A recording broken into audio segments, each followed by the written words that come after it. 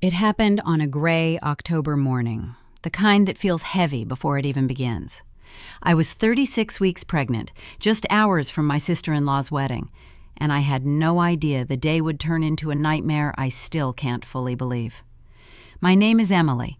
I'm 28, a teacher, a wife, and a mother. But that day I was something else, an inconvenience to my husband's family. Mark, my husband, is gentle, the kind of man who listens before he speaks, but his family, they were different. His mother, Carol, made it clear from the start that I didn't belong.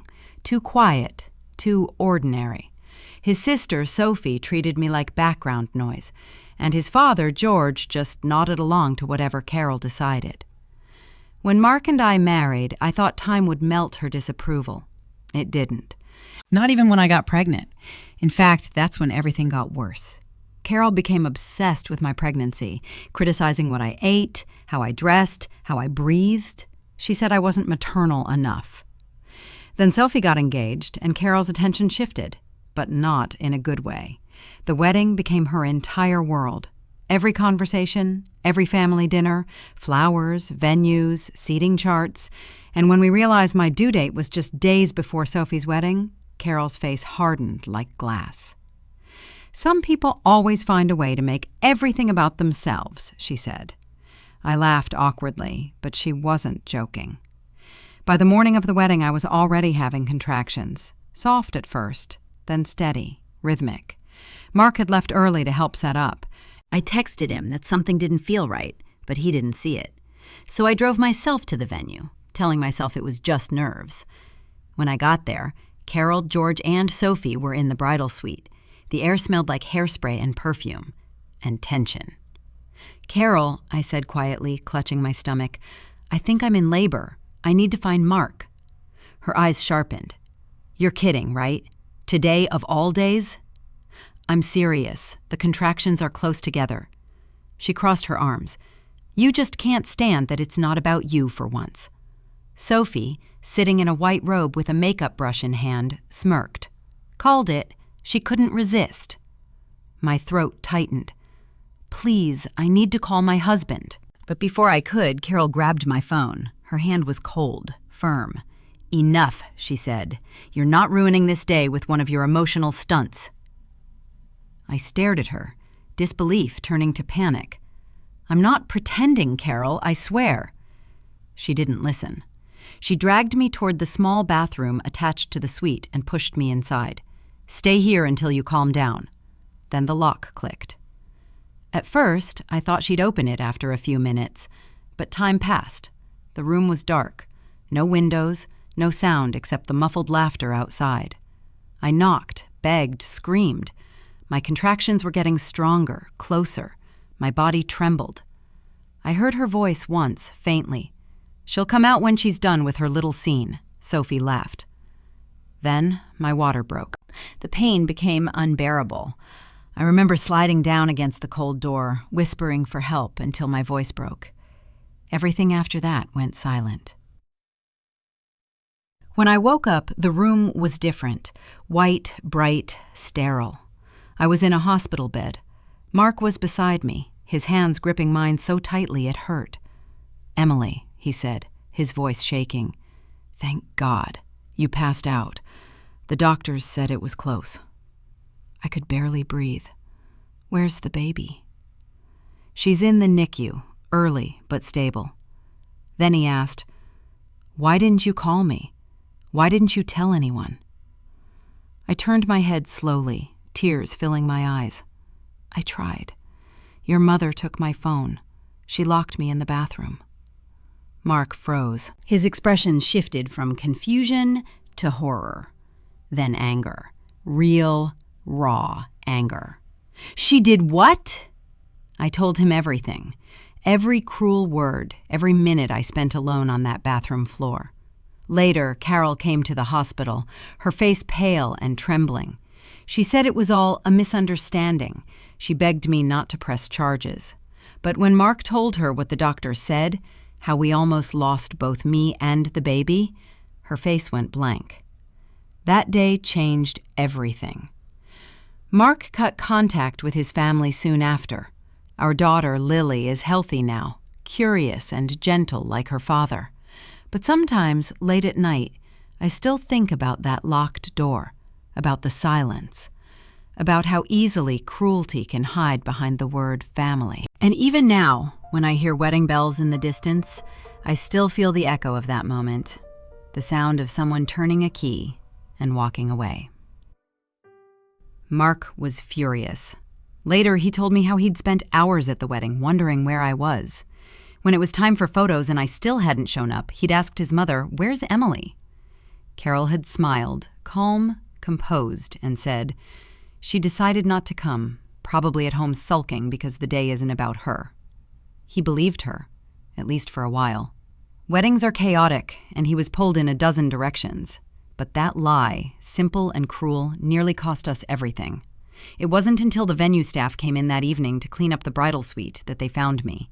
I was lying on the bathroom floor, unconscious, cold, dehydrated, my body in full distress. The ambulance came fast after that.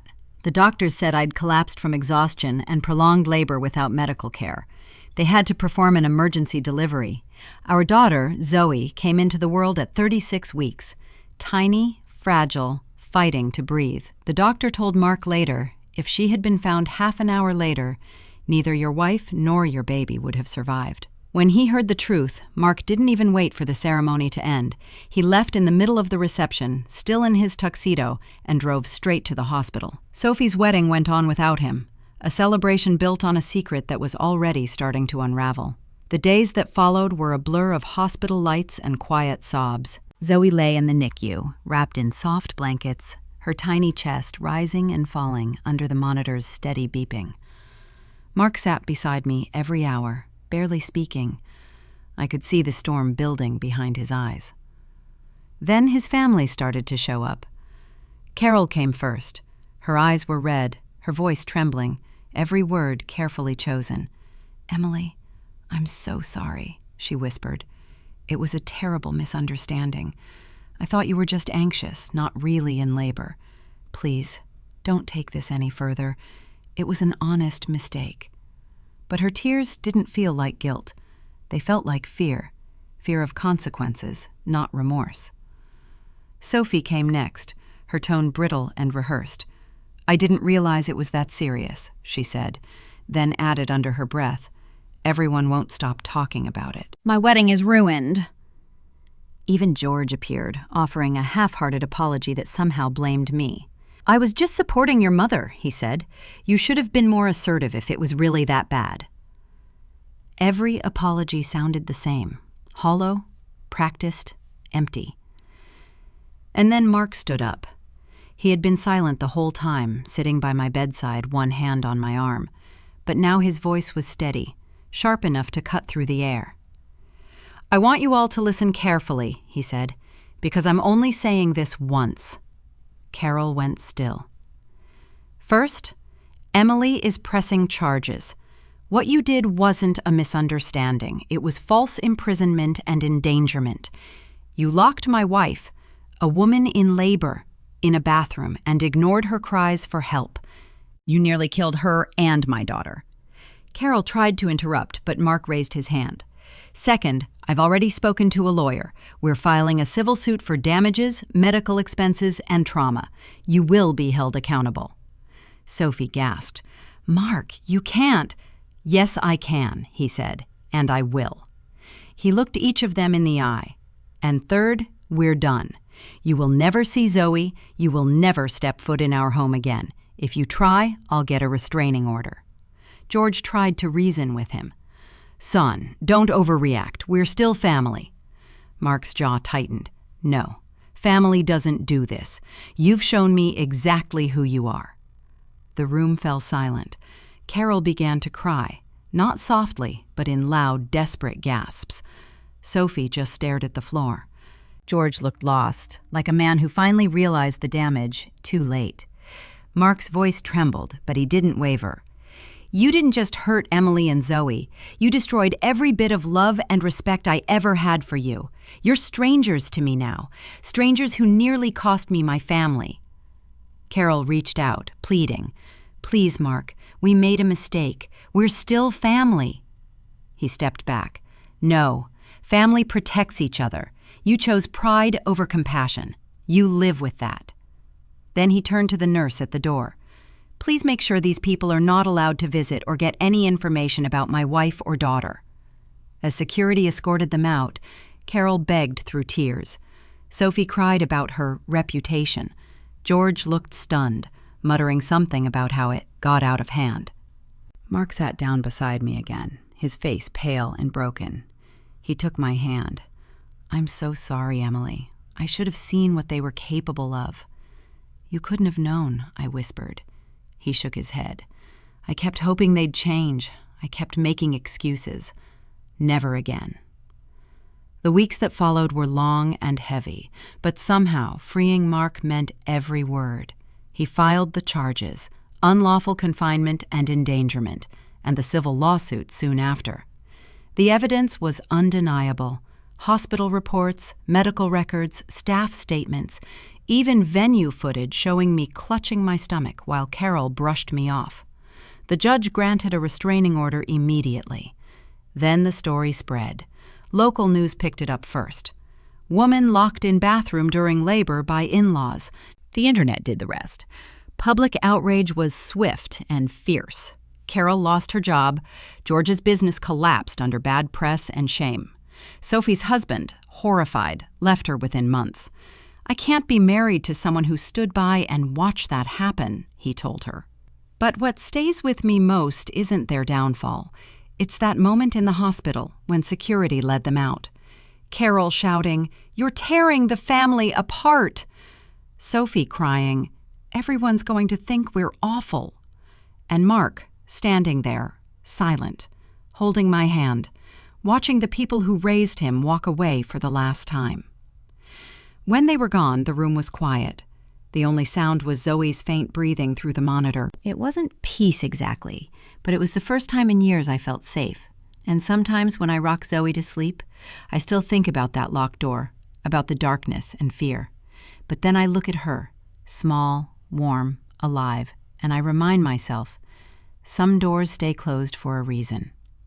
Mark was furious, a kind of fury I had never seen in him before. Later, when he told me what happened that day, I could almost feel his voice shaking as he replayed it all. When it was time for photos and I still hadn't shown up, he'd asked his mother where I was. Carol had answered smoothly, without hesitation, like she'd rehearsed it.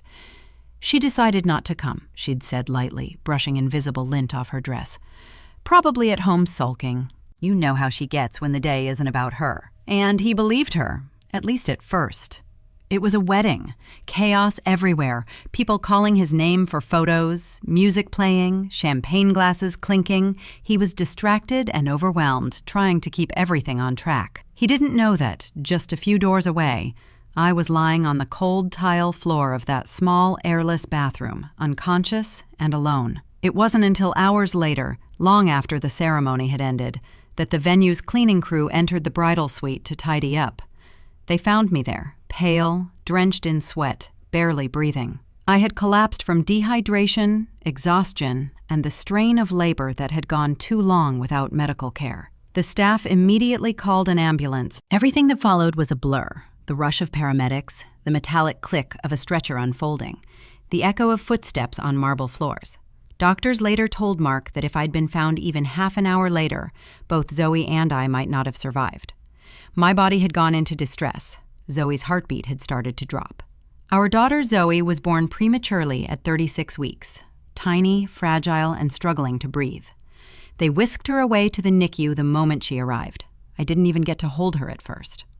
When Mark found out what had really happened, how I'd been locked inside and left there, he didn't say a word. He simply walked out of the wedding, still in his tuxedo, and drove straight to the hospital. He didn't even stop to explain. Sophie's wedding continued without him, but the absence didn't go unnoticed. Guests whispered. Confusion spread.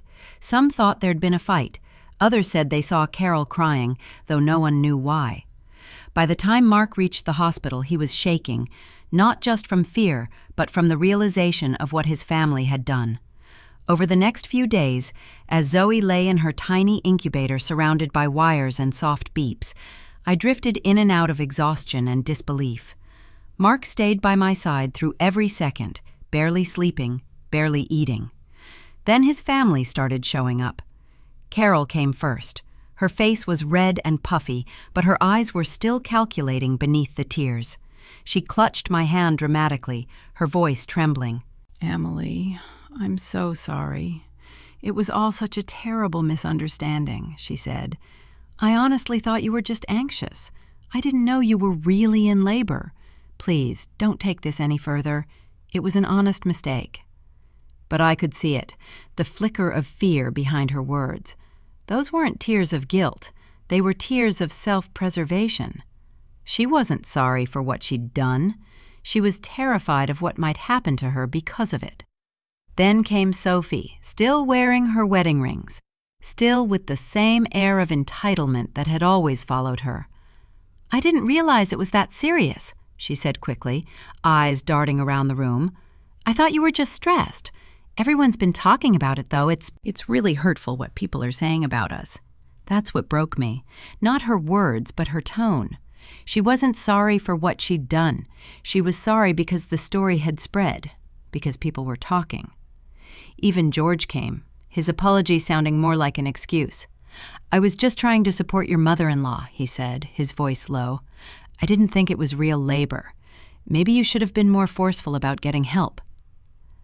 That last line nearly made Mark lose it. He clenched his jaw so tightly that I thought he might break a tooth.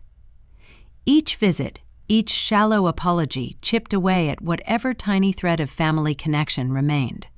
Their words were rehearsed, hollow, and cruel in their indifference. But then came the moment that would end everything. Mark had been silent through all their visits, sitting beside my bed, holding my hand, saying almost nothing. His silence scared me more than shouting ever could. Finally, after Carol tried once more to plead with us not to press charges, Mark stood. He didn't yell, he didn't even raise his voice, but the calm in his tone was sharper than any blade. "I want you all to listen carefully," he said, "because I'm only going to say this once." Carol froze.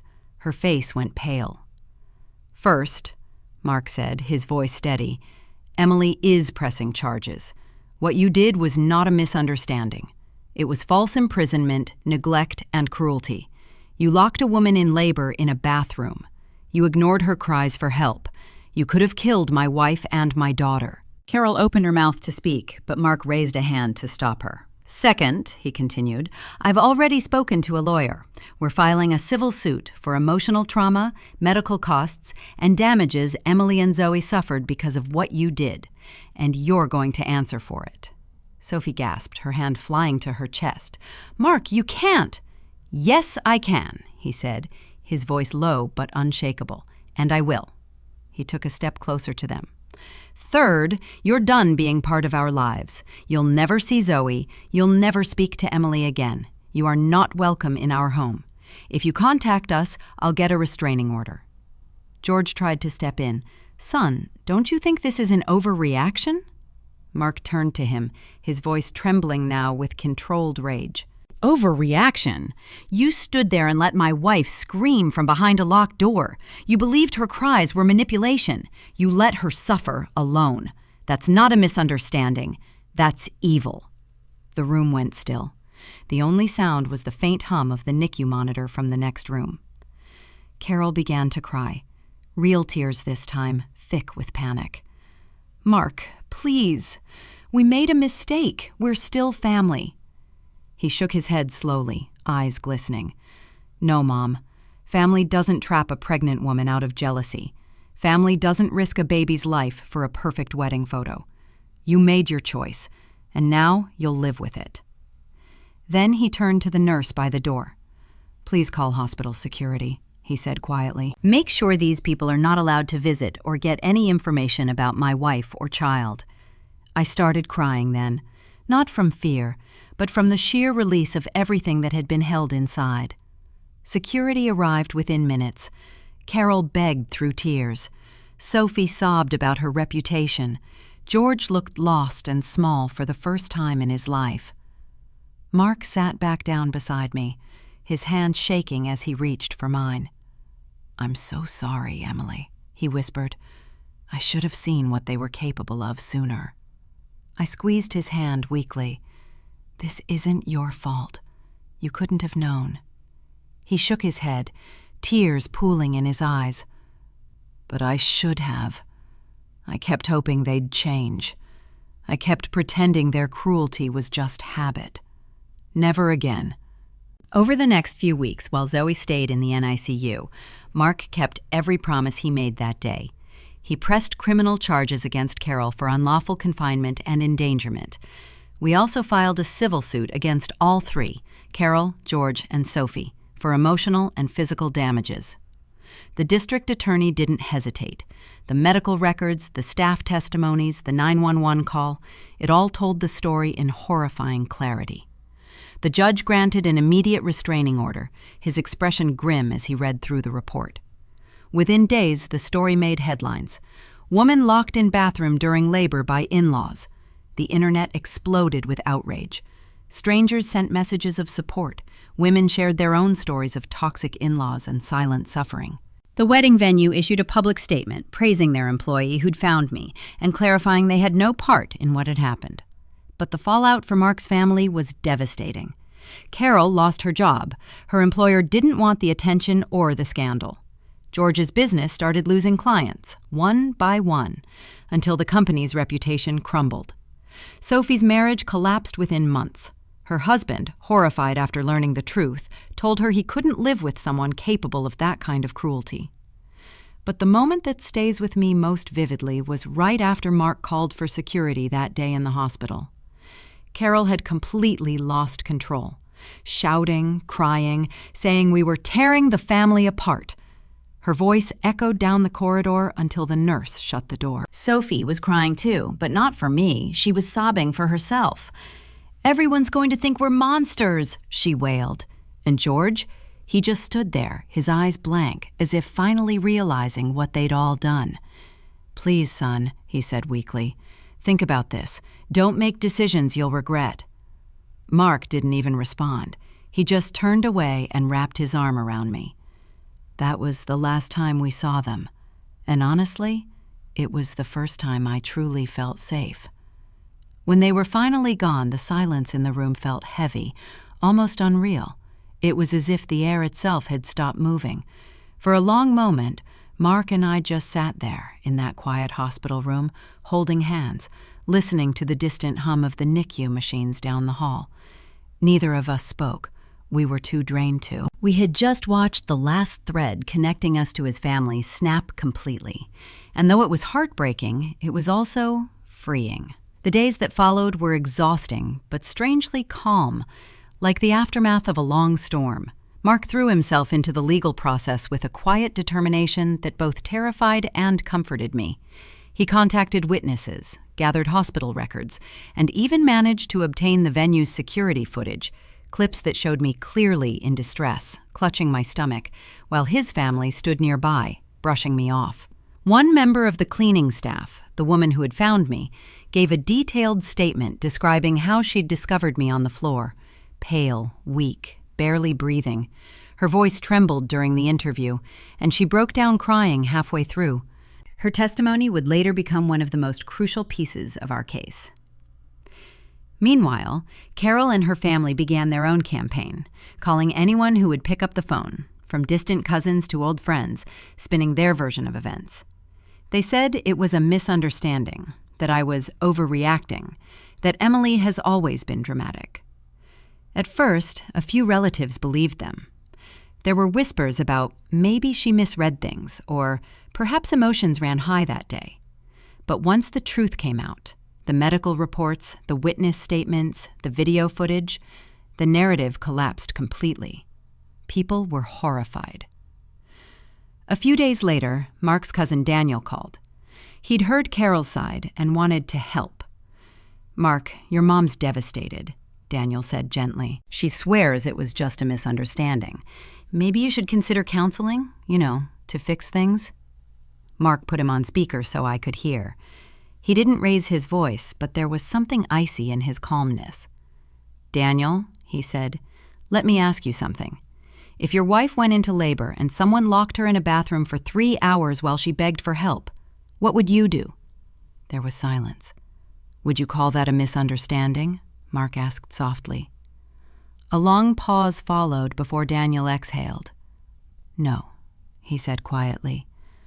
"No, I guess I wouldn't." "Exactly," Mark replied.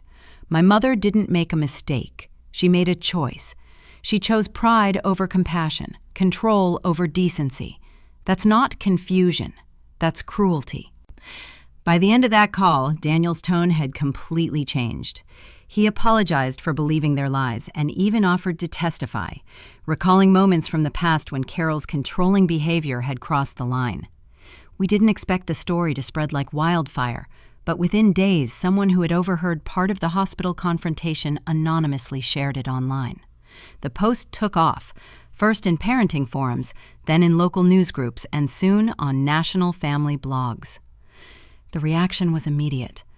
Thousands of comments poured in. People were horrified, angry, heartbroken. Mothers shared their own labor stories. Doctors weighed in about the medical dangers of what had happened. Nurses offered empathy and outrage in equal measure. Carol, in her desperation, tried to defend herself online.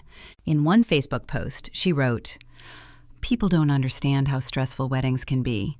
My daughter planned her big day for 2 years, and I was just trying to protect it.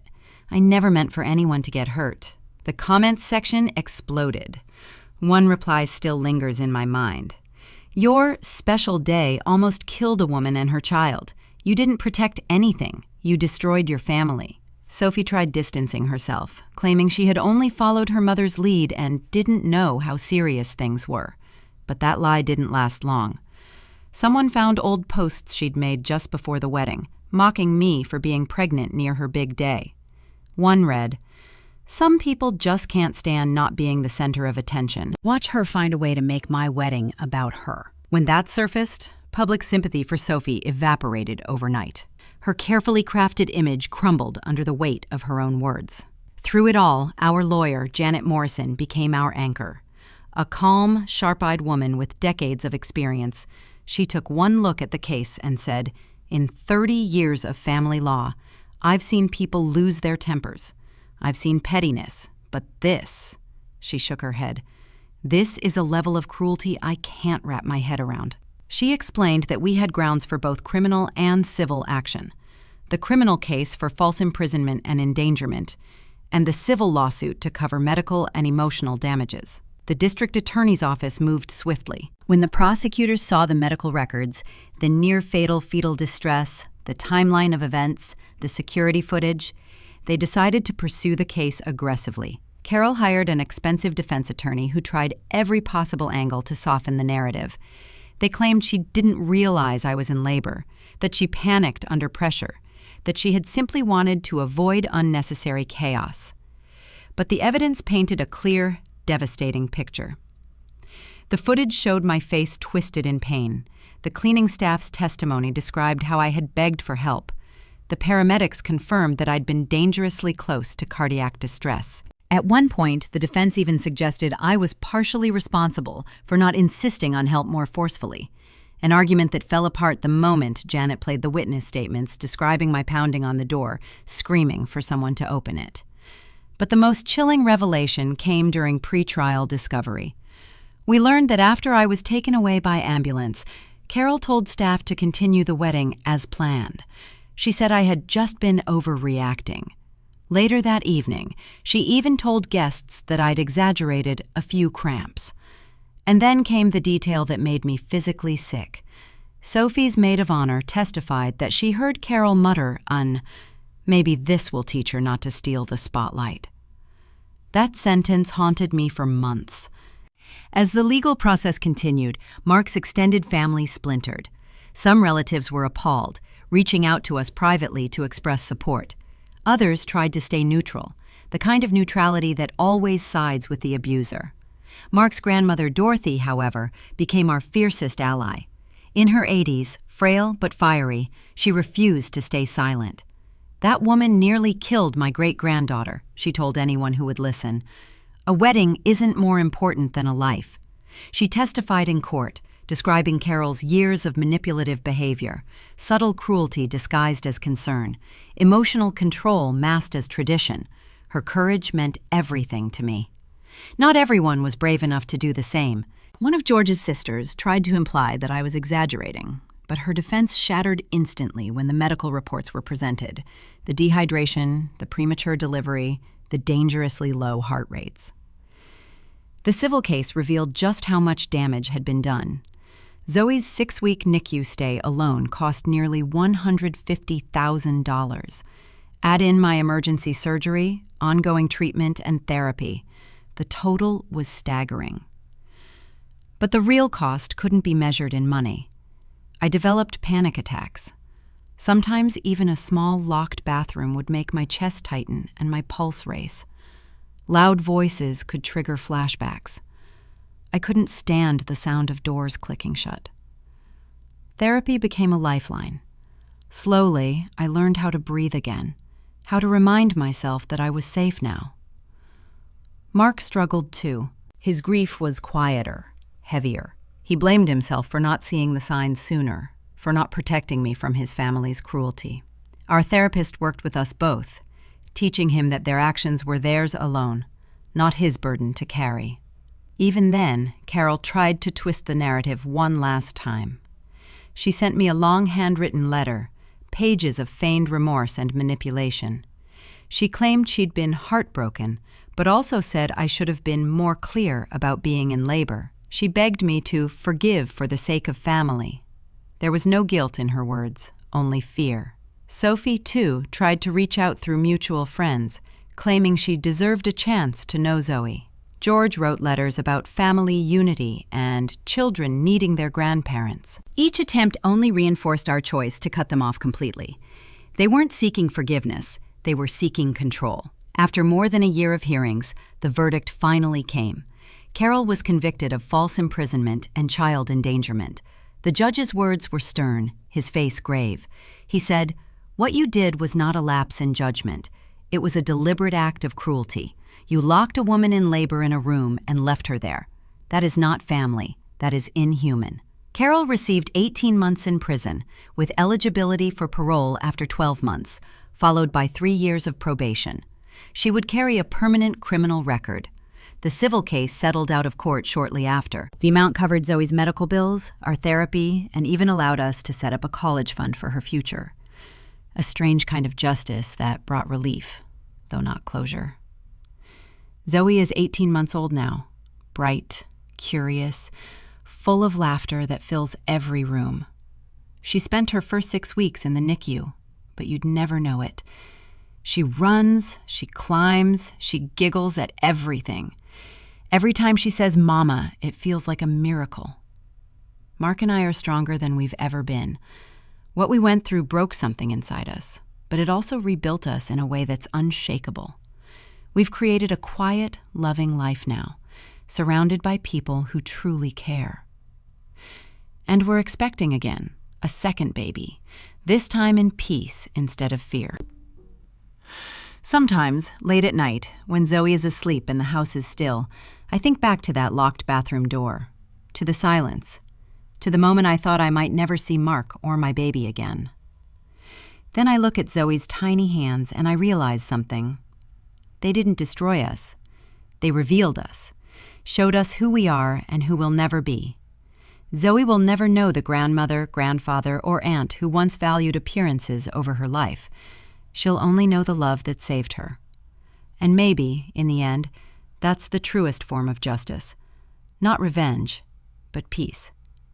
Because they didn't just lose a court case. They lost the family they chose to betray.